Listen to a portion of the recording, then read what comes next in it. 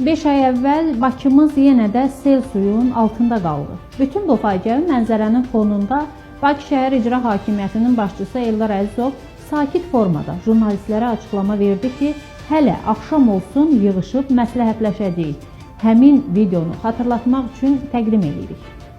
Müəyyən mənada bu təbii fəlakətdir, fövqəladə vəziyyətdir. Normadan artıq daha böyük həcmində yağış olub.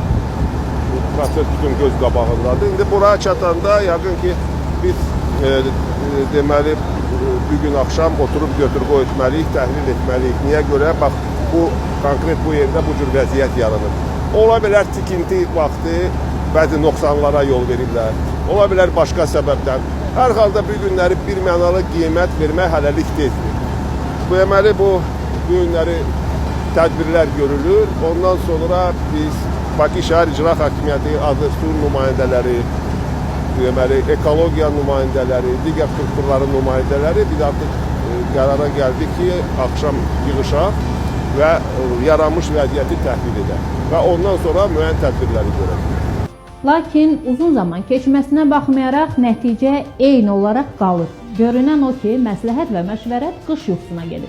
Bakı yenə də selə təslim oldu. Ekologiya və Təbii Sərvətlər Nazirliyi son günlər güclü yağıntılarla bağlı bir neçə dəfə rəsmi xəbərdarlıq yayıb. Nazirlik bildirib ki, yağıntılar nəticəsində şəhər ərazisində sel, su basmaları və fəsadlar müşahidə oluna bilər.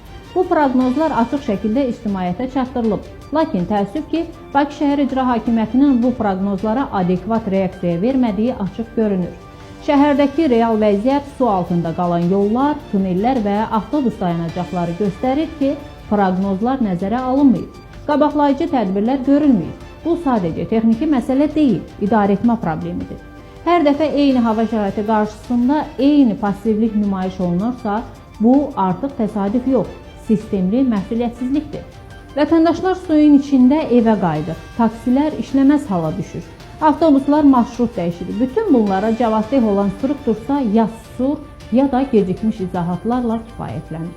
Proqnoz var, amma tədbir yoxdur. Problem yağışda deyil, hazırsızlıqda və qeyri-ciddi münasibətdədir.